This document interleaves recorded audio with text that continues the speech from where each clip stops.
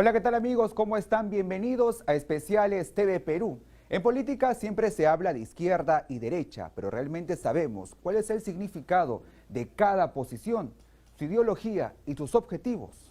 Hoy en el programa junto a Paola Pejovés le explicamos el perfil de estas dos ideologías en la política peruana. Empezamos hablando de la izquierda, su origen y cómo se ha venido comportando en el tiempo hasta la actualidad. Los detalles en el siguiente informe.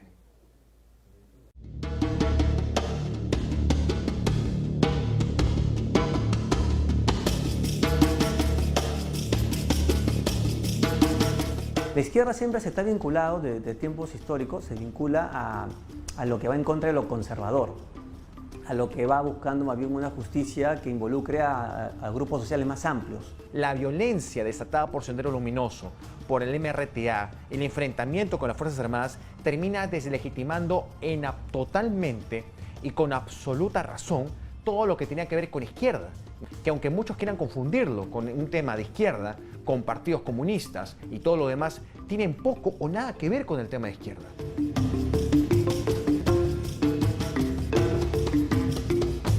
En política siempre se habla de izquierda y derecha, pero realmente sabe cuál es el significado de cada posición, su ideología y sus objetivos. Junto al historiador Carlos Rojas, el sociólogo Jerjes Loaiza y el politólogo Jorge Aragón, explicamos el origen y los cambios que ha tenido la izquierda en el Perú.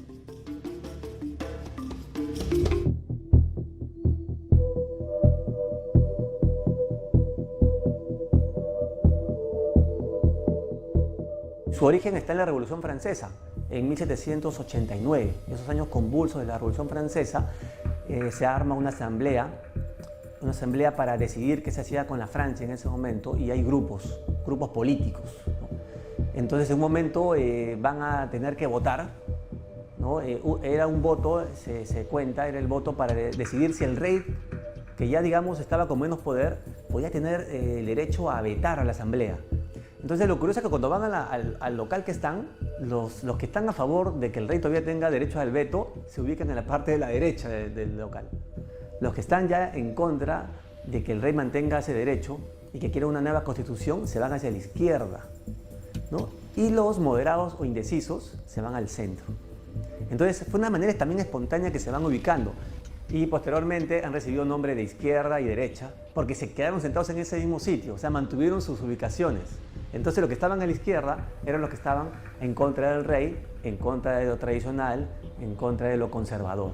Ese es un poco el origen, pues, ¿no?, histórico de izquierda y derecha. Después de la Revolución Francesa, se establecen los derechos de los ciudadanos y surge el movimiento obrero. Europa se vuelve industrial. Entonces ahí van a aparecer pensadores como Karl Marx y Friedrich Engels. Marx ya plantea la distribución equitativa de la riqueza, ¿no? O sea, ya se da cuenta de que hay un grupo que está acumulando demasiado poder y va desplazando más bien a la clase obrera. Allí es donde ya va surgiendo van a aparecer en Europa grupos que se pueden llamar de izquierda ya, que van a estar en contra del capitalismo, van a plantear más bien ya una lucha por la igualdad. Desde ese momento, poco a poco, este concepto de izquierda se va expandiendo en el mundo y en el siglo XX llega al Perú, y con ello la lucha de los obreros por la conquista de sus derechos, como la jornada de las 8 horas laborales, la ampliación del voto porque las personas analfabetas no podían sufragar, y también se buscaba nacionalizar petroleras y la reforma agraria. Y aquí va a surgir en el Perú el Partido Aprista Peruano en 1924 con Mayela Latorre como su líder principal, y en 1928 se funda también el Partido Socialista bajo el liderazgo de José Carlos Mariátegui. Ahora, Mariátegui es la gran figura de esta primera etapa. Él había viajado a Europa, donde él dice, ¿no?, desposé una esposa, desposé una mujer, pero también me traje también ideas marxistas de Europa, ¿no? Entonces Mariátegui ya viene con un sentimiento de simpatía por el comunismo que estaba surgiendo en la URSS, la Unión Soviética, y también por las ideas bolcheviques. Pero a los 2 años muere José Carlos Mariátegui. Con este hecho, la izquierda pierde un importante líder de ese entonces y el Partido Socialista Peruano cambia de nombre a Partido Comunista Peruano. En esa época, 30 y 50, es el APRA el que va a tomar, digamos, el protagonismo del movimiento, se puede llamar de izquierda, ¿no? Si tomamos izquierda como reivindicación de la lucha obrera, ¿no? Y los campesinos. Y la izquierda, digamos, del PSP va a tener más bien una especie de... Se va a mantener en los espacios de movimientos obreros nada más, un poco más oculta, ¿no? El historiador Carlos Rojas nos cuenta que hasta ese momento solo se hablaba de la izquierda que surgió en Rusia y que años más tarde sería confrontada con lo que nacería en China. En los años 50 va a surgir otro gigante, si se puede decir, también comunista en el mundo, que va a ser China. China, bajo el poder con Mao Zedong, ya va a ser una suerte de equilibrio de lo que se estaba dando en la Unión Soviética. Entonces esa influencia va a llegar al Perú también. Estas dos izquierdas influyen en la política peruana y en el año 1964 el Partido Comunista Peruano empieza a dividirse. Surgen bloques llamados los pequineses por China y moscovitas por Rusia.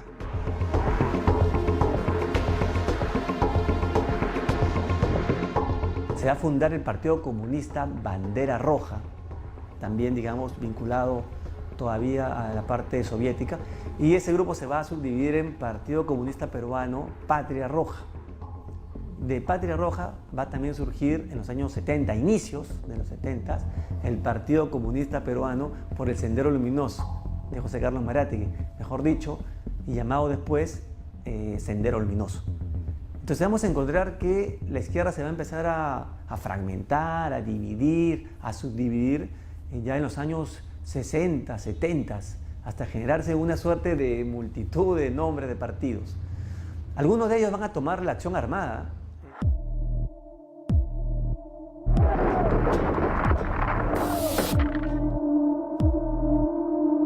Cada uno con intereses diferentes, algunos más radicales que otros, tal como lo explica el historiador Carlos Rojas. Sendero Luminoso ya es un grupo marcadamente maoísta. Es más, su líder, Abimael Guzmán, va a viajar a China comunista y ya va a tomar el modelo maoísta sobre todo, que es un modelo sí de guerra total, ¿no? De que para fundar un Estado hay que destruir al existente. Coge las ideas ya de, por ejemplo, ir del campo a la ciudad. El campo empobrecido debe estrangular a la ciudad, donde está el poder, digamos, el poder de los ricos, de los poderosos. Desde el año 1968 hasta 1980, el Perú estuvo gobernado por militares. Juan Velasco Alvarado, de 1968 a 1975, y Francisco Morales Bermúdez, de 1975 a 1980. En todo ese tiempo, no había espacio para la participación de movimientos políticos. Cuando regresa la democracia al país, la izquierda vuelve a hacer su aparición con el partido Izquierda Unida y participa en los procesos electorales de 1983 para la alcaldía de Lima, bajo el liderazgo de Alfonso Barrantes, un abogado cajamarquino. Y el año 1983, Alfonso Barrantes logra ser alcalde de Lima.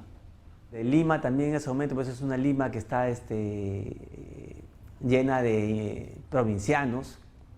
Es un momento en el cual hay ambulantes, ¿no? Entonces, este voto por la izquierda es un voto, pues también se puede considerar contra lo antiguo, ¿no? O sea, es una Lima, es un voto de protesta, es un voto diferente, ¿no? El que elige Alfonso Barrantes Lingán como alcalde de Lima. Es considerado el primer alcalde comunista que tuvo la ciudad. Nosotros no abrigamos el propósito de exterminar ni a la clase media, ni a la burguesía. Nosotros postulamos la destrucción del sistema de desigualdad y explotación. No somos homicidas para destruir a las personas. Queremos destruir las relaciones de dependencia y de juzgamiento, pero jamás a los hombres, sino a las clases que explotan y mantienen la dependencia.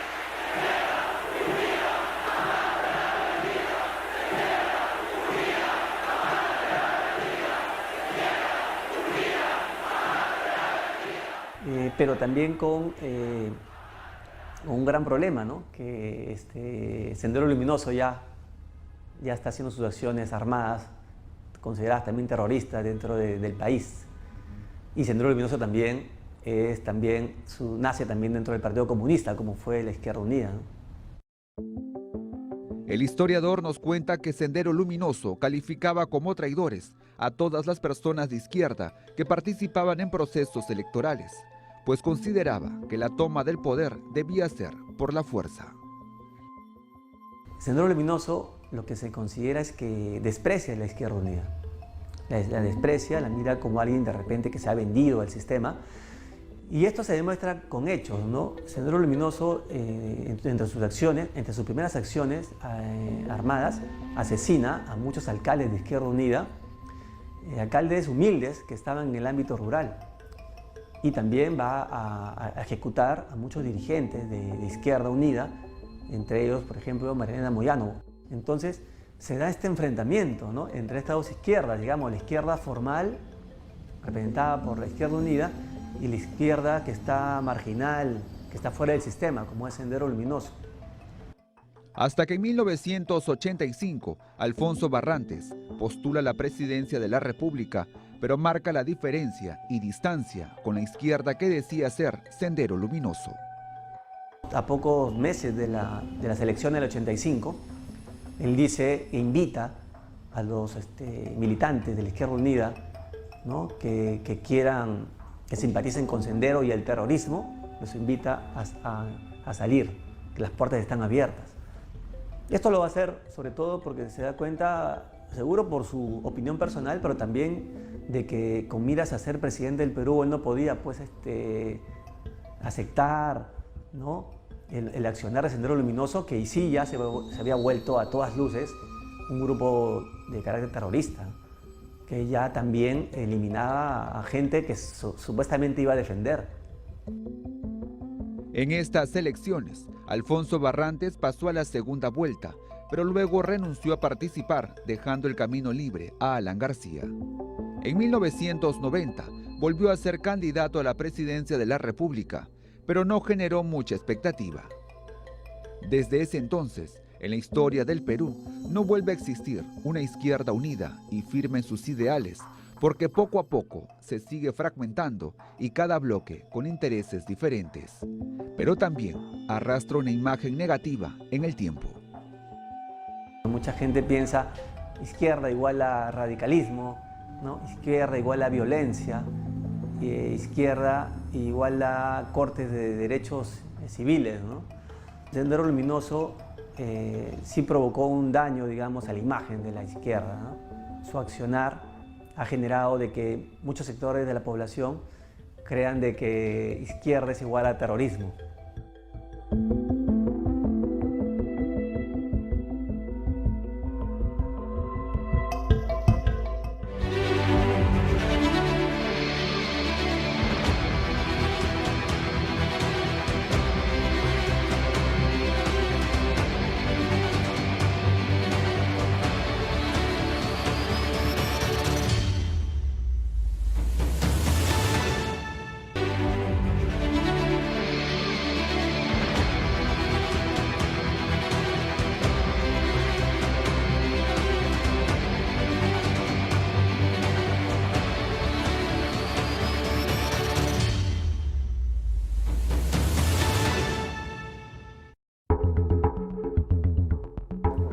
La izquierda es la lucha por derechos económicos, derechos sociales y derechos civiles. O sea, estamos hablando de una nueva izquierda, como se le llama, que es una gran agrupación de una serie de agendas que tienen en común luchar, criticar, protestar en torno a un Estado y a fuerzas internacionales que no les permiten esta emancipación. Una emancipación en términos materiales y en términos mentales. Podría haber una izquierda, digamos, más democrática, ¿no? Puede haber una izquierda que sea, digamos, menos democrática y que esté dispuesta a sacrificar algunas cosas para conseguir esos ideales. Puede haber una izquierda que es como más participativa, ¿no es cierto? Puede haber una izquierda que es como más vertical. En esta parte de Especiales TV Perú, hablaremos de cómo la izquierda peruana ha ido comportándose en el tiempo hasta la actualidad. Expertos señalan que si bien la izquierda sigue manteniendo su esencia, que es la lucha por los derechos y contra la exclusión, poco a poco se está fragmentando, cada bloque con objetivos diferentes. Esto hace que se debilite cada vez más. De la década de los 90 en adelante surge una nueva izquierda. O sea, la izquierda que ahora tenemos frente a nuestros ojos no es la izquierda de aquella época, no es la izquierda clasista, de lucha de clases entre ricos y pobres. Esta es una izquierda de movimientos indígenas, una izquierda de jóvenes universitarios, una izquierda de mujeres feministas, una izquierda de movimientos LGTB. Es una izquierda muy distinta, que no está buscando un enfrentamiento entre ricos y pobres, sino un enfrentamiento en torno a los derechos que merecen, desde su punto de vista, y en realidad históricamente lo merecen, una gran parte de la población. La población está requiriendo más y más atención. ¿Esto es una nueva izquierda? Sí. Como le decía Chantal Mouffe, como le decía Ernesto Laclau, es un nuevo contenido. O sea, se ha vaciado por completo el contenido izquierdista tradicional para contener ahora a un montón de personas, de grupos, agrupaciones que tienen agendas muy distintas, pero que ahora se les toma como izquierda. El sociólogo Jerjes Loaiza sostiene que estas luchas, estos reclamos de la sociedad, existen porque hay sectores de la población que están desatendidos, excluidos y que no son escuchados. Sin embargo, la izquierda arrastra una imagen creada en el pasado que muchas veces hace que no sea bien vista por gran parte de la población. Para que esta percepción cambie, el sociólogo propone que debería existir espacios de diálogo, de debate, donde se analice la evolución de la izquierda. La población evidentemente no siente en absoluto que la izquierda necesariamente vaya de la mano con sus intereses. La izquierda para ellos es la destrucción de un equilibrio económico, es la destrucción de los derechos sociales, de los derechos de la libertad de expresión, entre otros. Entonces, a la población no le gusta en absoluto que usen ese término izquierda. Les parece que es un término retrógrado, les parece que es un término peligroso. Pero esto se debe a que la gran cantidad de población no tiene espacios donde debatir estos contenidos. En la política peruana actual, encontramos a partidos que se presentan como agrupaciones de izquierda y tienen presencia en los procesos electorales. El politólogo Jorge Aragón sostiene que en cada campaña electoral, los partidos de izquierda proponen reivindicar los derechos de la población, la intervención del Estado para proteger lo que el Perú produce. Sin embargo, en el camino, ese discurso de grandes reformas va cambiando. En una campaña electoral, tú dices lo que la gente quiere escuchar y tiene mucho sentido. A la hora de gobernar no puedes hacerlo bajo la misma lógica. Una cosa es el discurso y otra cosa es la toma de decisiones, ¿no? Una cosa es los ideales y otra cosa es las cosas que puedes hacer para alcanzar esos ideales. Entonces, en ese sentido me parece que es como natural, ¿no es cierto?, esperar que hayan distancias entre lo que uno inicialmente propone y lo que uno termina diciendo semanas después o haciendo, digamos, mucho tiempo después. Y esto fue precisamente lo que sucedió con el expresidente Ollanta Humala. El experto nos cuenta que para tener más aceptación de la población, Humala Tazo tuvo que moderar su discurso inicial en la campaña electoral del 2011, donde el mensaje era inclusión social.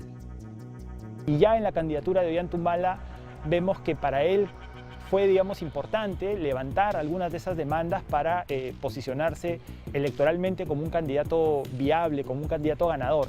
Ahora, en esa campaña todavía vimos que para poder ganar la elección él tuvo que hacer, digamos, una serie de concesiones a su discurso original, ¿no? De alguna manera alejarse de las posturas más tradicionales de un programa de izquierda y más bien moderarse, ¿no? Y eso es lo que de alguna manera le permitió ganar. Ya en el gobierno creo que la historia continuó, es decir, él prefirió, digamos, gobernar de una manera más, ¿cómo decirla?, técnica, sin necesariamente comprometerse con estas grandes transformaciones que implica un programa de izquierda y su gobierno fue en varios sentidos, podríamos decir, innovador, pero creo que no representó un gobierno de izquierda en el Perú, ¿no? Otro caso es el de Susana Villarán, quien fue alcaldesa de Lima entre el 2011 y 2014. Un gobierno que llega, digamos, generando una serie de expectativas, pero creo que entre la gestión, los problemas de gestión, la campaña feroz que se le hizo en contra y finalmente los casos de corrupción terminaron, digamos, convirtiendo esa experiencia en una experiencia más negativa que positiva para la izquierda en el Perú. El tiempo ha pasado y llegamos al año 2021. En esta campaña presidencial, la izquierda nuevamente vuelve a tener presencia. En esta campaña electoral ha habido una izquierda más tradicional en términos de lo que conocíamos y una izquierda que pretendió ser un poco más abierta hacia otros temas, ¿no? Al final hemos visto lo que ha pasado, ¿no? Más personas vinculadas con la izquierda, me parece, han preferido este modelo más de izquierda más tradicional y se han sentido menos representadas por este modelo de izquierda diferente, alternativo, ¿no? Moderno, por ponerle un término, ¿no? Para el politólogo Jorge Aragón, esta presencia importante de la izquierda ha sido impulsada en gran medida por los efectos de la pandemia. Los problemas para acceder a un sistema de salud mínimamente funcional, que haya cierta equidad en las condiciones que puedes tener, si te enfermas o no te enfermas de COVID. Entonces, creo que ahí el empate ha sido bien interesante, ¿no? Un contexto que ha puesto sobre el relieve algunas de las ideas y de los principios que la izquierda representa.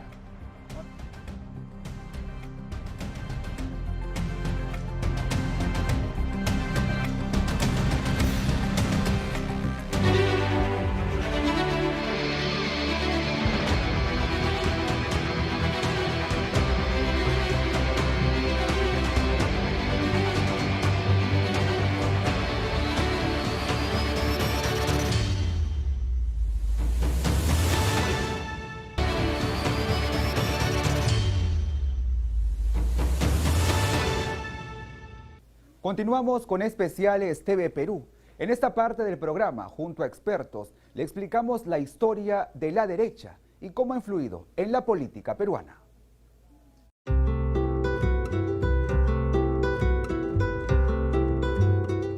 El término derecha e izquierda aparecieron hace más de 200 años en la Revolución Francesa por el lugar que ocupaban los bloques en la Asamblea. A la derecha estaban los defensores del antiguo régimen, es decir, estaban los defensores del absolutismo, los defensores de que nada cambie o que poco cambie. Y a la izquierda estaban los liberales, los que querían abolir los privilegios y convertir la monarquía absoluta en una monarquía constitucional. Esa división de izquierda y derecha más o menos siguió durante el siglo XIX, trasladada a América Latina. Después de la independencia, la derecha eran los conservadores y a la izquierda estaban los liberales. Definir qué es la derecha en el Perú no es tan simple. El término desde el siglo XIX está relacionado al sector más privilegiado del país y las clases dominantes. Tal como sucede con la definición de izquierda, la división entre ambas está referida a la concepción del origen de la desigualdad. La izquierda representa a quienes creen que la desigualdad económica disminuye a través de la intervención del Estado. En cambio, la derecha reúne a quienes sostienen que el origen de esta es natural y que por lo tanto no amerita regulación estatal alguna. Bueno, derecha e izquierda son términos dicotómicos y tienen que ver con el asunto de justicia social. La izquierda agrupa a todos aquellos que piensan que cuanto más justicia social, el mundo será mejor. Mientras que la derecha es aquel grupo que piensa que la justicia social tiende a la inmovilidad, al estancamiento, y que se necesita el estímulo de que alguien pueda ser más rico que el otro para que entonces haya inversión.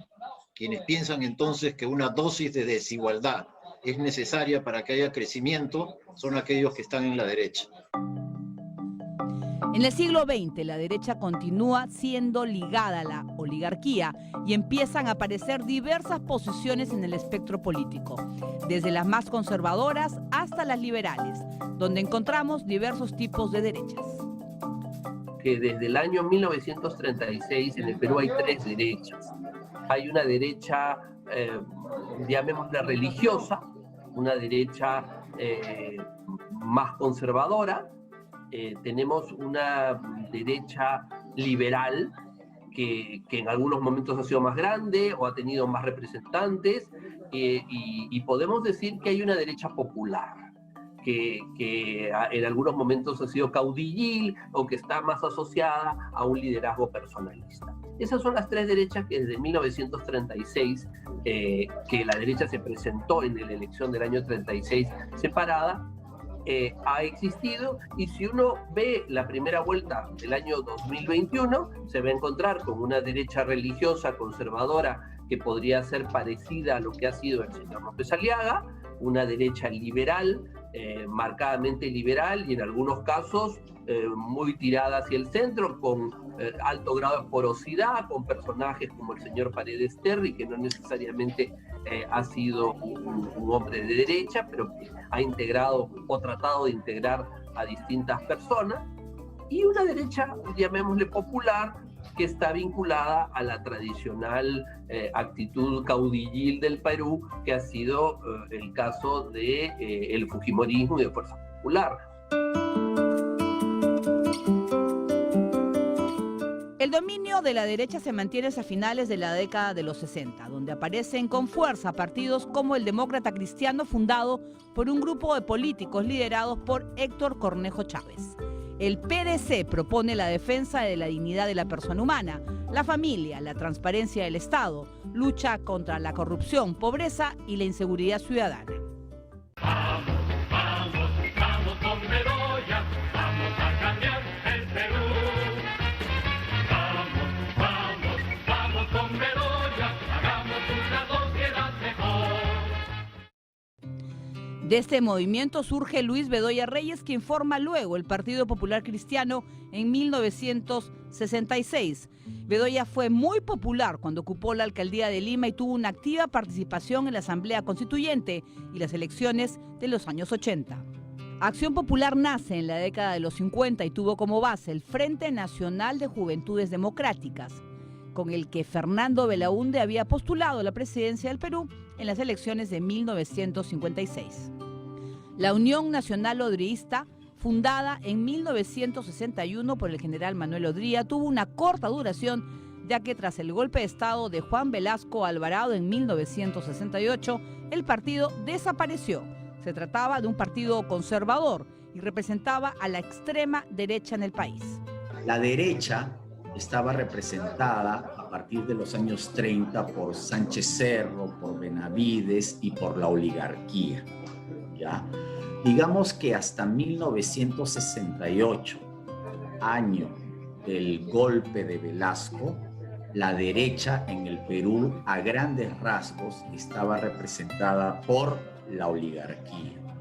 En esa época, por el partido que había fundado el dictador Odría, la Unión Nacional Odrioísta. El APRA, digamos que estaba un poco al centro, y los partidos reformistas de la época eran la Democracia Cristiana, Acción Popular, y más a la izquierda de ellos estaba pues el Partido Comunista y los satélites del Partido Comunista.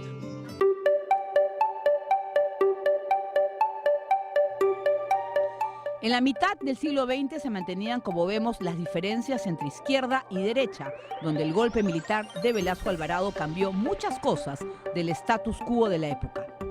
12 años después vuelve la democracia y los partidos políticos. La derecha presenta rostros conocidos como Fernando Belaúnde, que es elegido por segunda vez. Acción Popular se unió con el PPC, obteniendo la mayoría en el Senado. Alianza que buscaba la restauración de la democracia y la confianza en la seguridad jurídica. En los 80 también llega Alan García y las consecuencias del primer gobierno aprista llevaron algunos cambios en la derecha peruana. En 1987 el escritor Mario Vargas Llosa aparece en escena con un nuevo discurso y su movimiento Libertad. Y que en 1990 logró que la derecha se uniera en el Fredemo con Acción Popular y el PPC para enfrentar a Alberto Fujimori. A partir de 1987, cuando irrumpió el liderazgo de Mario Vargas Llosa, ¿ya?, que luego fundaría un movimiento que todos conocemos, el Movimiento Libertad, que era liberal, ¿ya?, y que lo llevó a la candidatura o lo empujó a la candidatura a la presidencia en 1990. Sin embargo, Mario Vargas Llosa quiso darle una proyección más amplia a su candidatura y formó el Fredemo con Acción Popular, con el Partido Popular Cristiano y otros grupos políticos. Entonces, hacia 1990, la derecha peruana se unió.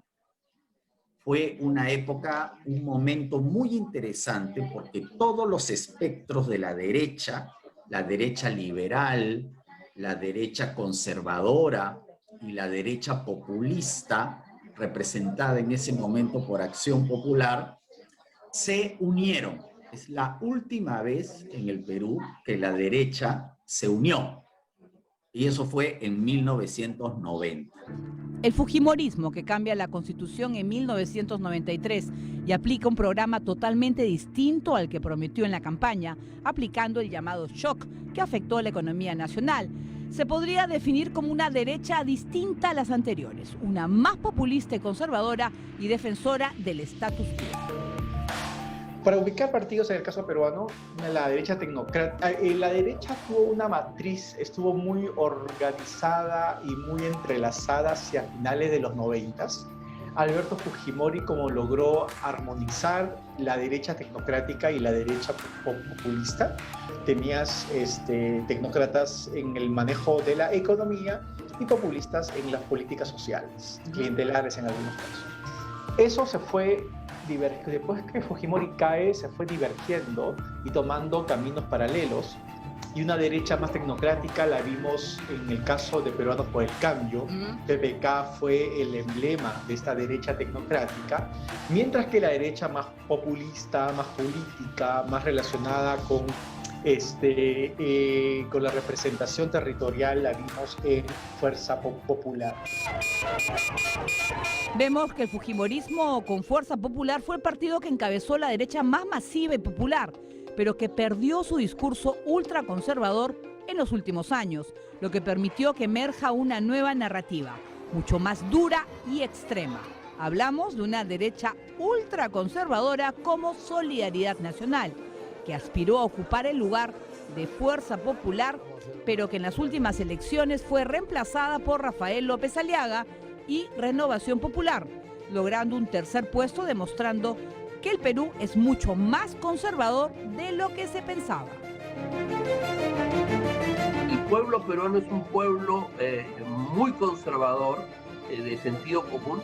Lo podemos ver, por ejemplo, en el caso del sur peruano, donde sus acepciones en lo económico pueden parecer muy de izquierda, pero cuando se tocan los temas de moral, aún en los sectores que podríamos llamar de izquierda o de izquierda radical, en el tema moral son muy conservadores. Y la élite peruana en su gran mayoría es una élite progresista, liberal. Entonces hay una incomprensión entre la élite y su pueblo. La élite del Perú no entiende a su pueblo. Lo considera retrasado, arcaico, y yo considero que las clases medias y las clases altas son muy progresistas en el Perú y tienen una desconexión porque sienten que el Perú no avanza, pero lo que pasa es que no entienden a su pueblo. Y para liderar un pueblo hay que entenderlo para comenzar. Y si no se comprende al pueblo peruano y sus valores conservadores, en una encuesta última hace relativamente poco tiempo, el Perú aparecía junto con Colombia como entre los países más religiosos del mundo. Entonces, El Perú es un país muy religioso y eso tiene un elemento conservador, independientemente de su acepción en otras políticas como la economía, etcétera, ¿no? Tras la década del fujimorismo, la presidencia de Alejandro Toledo se caracterizó por el inicio del despunte macroeconómico con el fomento de la inversión extranjera y la firma de tratados de libre comercio, buscando el desarrollo de la agroexportación y recursos naturales como el gas de Camisea. También destacó la implementación de varios proyectos de inversión en infraestructura y desarrollo humano, aunque tuvo que enfrentar protestas sociales como el llamado Arequipazo en el 2002, en rechazo de la privatización de la empresa eléctrica EGASA. Alan García en su segundo gobierno apostó también por continuar el modelo económico y el Perú pudo enfrentar la crisis mundial del 2009 con cifras positivas. De Alan García, algunos de sus analistas, de los que lo han seguido, decían que siempre había estado a destiempo, que en los años 80 fue casi el último populismo, el último populista, cuando ya el populismo en América Latina estaba de salida.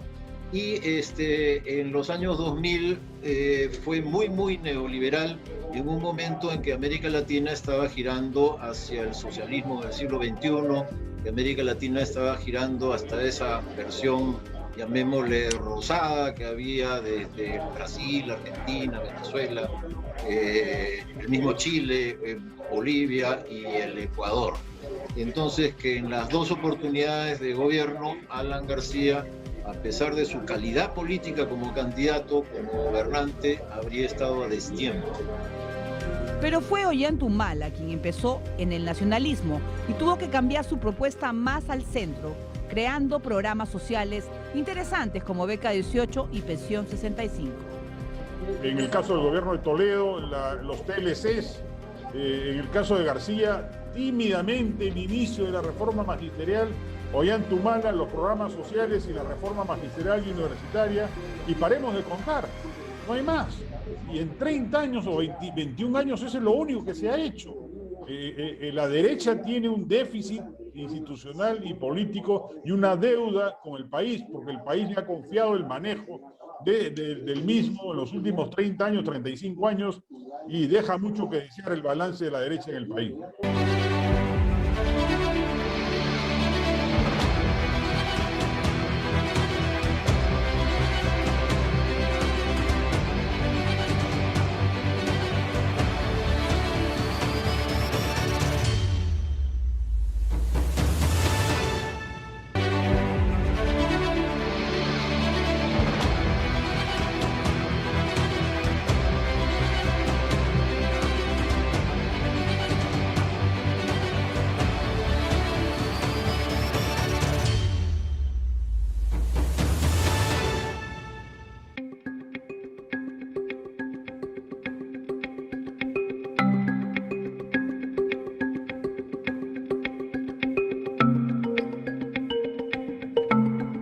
Los resultados preliminares de las elecciones presidenciales y parlamentarias 2021 sorprendieron a la mayoría. Dos candidatos con tendencias políticas opuestas, pero ambos catalogados como conservadores. Disputarán la segunda vuelta. Hay una respuesta conservadora, la gente no quiere arriesgarse a más grandes cambios y entonces hay un afloramiento de sentimientos conservadores que están en todo el mundo y que la crisis hace que salgan a la palestra. Una encuesta del 2020 de Ipsos reveló que el 65% de los peruanos se declaraba conservador o semiconservador, es decir, conservadores en lo social pero progresistas en lo económico o viceversa. Lo cierto es que tendríamos miedo al cambio. Cuando se toman posiciones extremas, ya la violencia se convierte en parte de las estrategias de movilización, de proselitismo, lamentablemente, ¿no? Y es una consecuencia de cuánto nos hemos ido a los extremos, al punto de que no toleramos a quien tiene posiciones distintas a la nuestra. ¡Por mis hijos! Muchas gracias. Me parece que se veía venir, porque durante toda la década pasada el movimiento Con mis hijos no te metas venía creciendo, las manifestaciones que hacían eran considerables, el evangelismo, ¿no? Nuevas corrientes religiosas dentro del cristianismo se notaba que tenía su público, ¿no? De tal forma que creo que López Aliaga, esa candidatura, ¿no?, ha sido como la expresión política de un movimiento social, cultural, que venía creciendo, que era perceptible y que no es solamente peruano, porque es un movimiento general en toda la región latinoamericana. Una derecha que ha sido criticada por no ver más allá de Lima y dar la espalda a las regiones, lo que ha permitido una polarización y descontento. Cierta derecha peruana ha sido muy limeña, ¿no?, muy limeño-céntrica. Creo que ese ha sido el problema histórico de partidos, bueno, como el PPC, digamos, ¿no?, que en Lima tenían fuerte respaldo y que en lo que se llamaba antes las provincias, ahora las regiones, pues su peso era más bien bastante reducido. Una derecha que varía de acuerdo a los tiempos y que por el momento no ha podido formar una coalición en los últimos procesos electorales. La derecha es una miscelánea en el Perú, como la izquierda, con múltiples matices, y que esos matices muchas veces se decantan en momentos electorales, ¿no? En el Perú hoy hemos visto en las elecciones que la derecha se ha presentado, entre comillas, dividida, ¿no? Desde el centro hacia la derecha extrema, ¿no?, con varios candidatos. Entonces, en esos candidatos que hemos visto podríamos un poco advertir los matices de la derecha, ¿no? Desde la derecha autoritaria y conservadora a la derecha liberal y a la derecha reformista, digamos. La derecha en los últimos años no ha podido leer los mensajes que enviaban las regiones, incrementando el descontento. En el último ciclo económico, el del neoliberalismo que empieza con Fujimori y que continúa hasta nuestros días, hemos tenido bastantes años de crecimiento económico. Ese crecimiento económico lo que ha disparado es la desigualdad, porque los ricos se han hecho mucho más ricos de lo que eran en los años 80, mientras que debido a la naturaleza del modelo que ofrece trabajo para pocos, entonces el modelo solamente chorrea. Esto hace que los pobres hayan seguido siendo tan pobres como antes, que algunos hayan dejado la pobreza, pero para pasar a una pobreza relativa, a una clase media muy precaria. Y ahora con la pandemia y la crisis económica, las cifras se han desplomado y volvemos a los años 80. En los últimos 30 años la política peruana ha tenido sus idas y venidas, pero que han coincidido con el modelo económico actual, donde las privatizaciones, libre comercio y el Estado de Derecho han sido importantes. Pero también hay quienes creen que poco se ha hecho. Su balance es negativo. Yo creo que la derecha peruana debió haber evolucionado hacia un concepto más liberal, o sea, que creyese en la economía de mercado, en materia económica, en la democracia, en materia política y en el progresismo en materia de derechos individuales o sociales. Sin embargo, lo que ha ido predominando más bien es lo que yo he denominado la derecha bruta y achorada, que lo que ha querido hacer es un modelo mercantilista en materia económica favorable a grupos de poder y al beneficio de grandes grupos empresariales, pero no a la creación de una economía de capitalismo competitivo, autoritaria en lo político, avalando proyectos como el de Fujimori en los 90, y muy conservadora en términos de los derechos sociales e individuales. Entonces yo creo que hay un cisma en la derecha que ojalá en el futuro sirva para afianzar a este sector más liberal en desmedro de este otro más conservador que ojalá pierda protagonismo en el país. El cambio, según analistas, debería incluir reformas en salud, educación y seguridad. Que el crecimiento y desarrollo llegue también al sector menos favorecido. Temas que preocupan al peruano del 2021.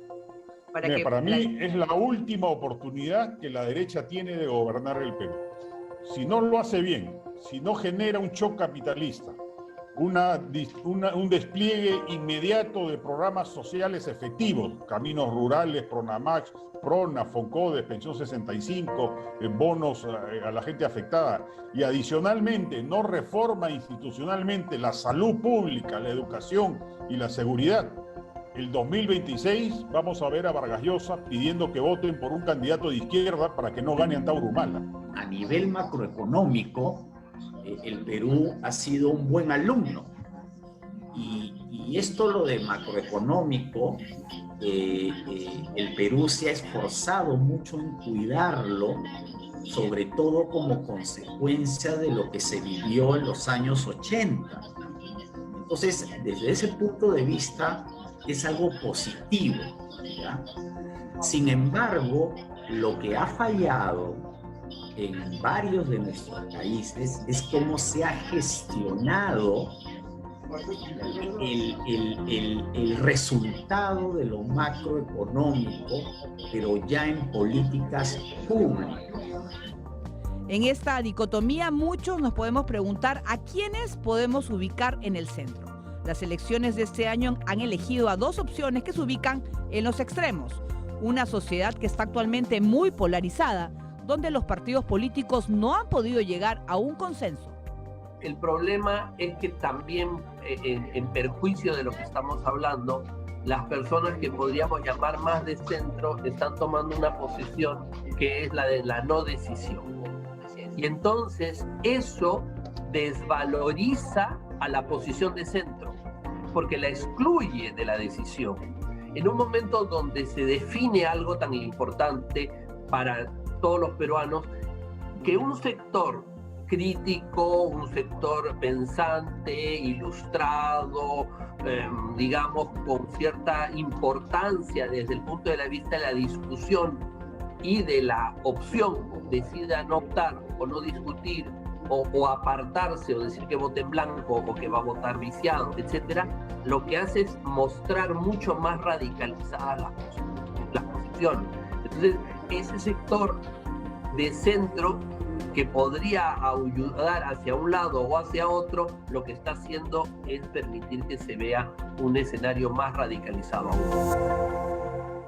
Yo creo que en esta elección era previsible que se polarizara el país. Yo creo que la simultaneidad de crisis que hemos vivido, crisis económica, crisis política, la desafección de la gente de la clase política por la zozobra generada por el conflicto entre el queiquismo y Kuczynski, crisis social, crisis sanitaria, hacían que la gente votase de mal humor. La gente ha ido a votar irritada, con un familiar muerto, con un tío, un padre, un hijo, un hermano, fallecidos por el COVID, empobrecidos por culpa de la recesión y la cuarentena excesiva que dictó Vizcarra, y han ido a votar, por ende, con mal humor. Y en ese escenario, el centro pues pierde vigencia, la opción moderada pierde sentido. Por eso ha sido duramente castigado el centro en esta elección. Si uno suma a Guzmán, eventualmente algo de Forsyth, no llega pues ni al 5% del total del país, ¿no?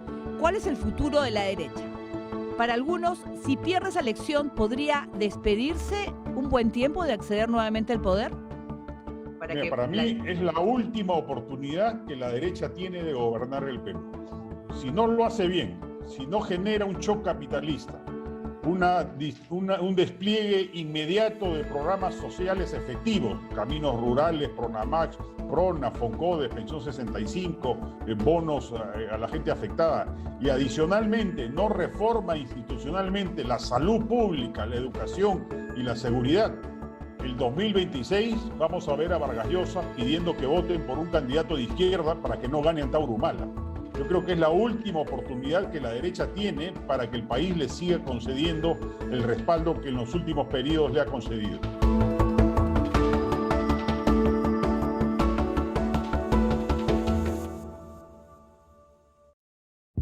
Lo que vivimos actualmente para los analistas se debe en parte a la falta de partidos políticos y la falta de cuadros técnicos en cada uno de ellos, donde no hay figuras que destaquen en cada comicio electoral. Mientras en el Perú no haya partidos realmente institucionalizados, yo creo que tanto en la derecha como en la izquierda habrá pues atomización o feudalización. La ausencia de partidos y la fallida reforma política han permitido la aparición de personajes y figuras individuales. Que la derecha pensó que podía tomar el poder no promoviendo proyectos políticos propios, sino patrocinando candidatos eventualmente, que promovieran no solamente las ideas, sino que promovieran también políticas que estén de acuerdo con sus doctrinas, ¿no? Fue muy pragmática, muy superficial y ahí están las consecuencias. Este es el panorama que plantea el 2021. Dos fuerzas muy distintas entre sí, izquierda y derecha, ambas conservadoras que plantean a su manera un cambio en el país. Una derecha fragmentada que quiere mantener el modelo económico actual y una izquierda radical que plantea un cambio total. La tarea para el que gane será dura y ardua en un país que busca un cambio que mejore la vida de todos.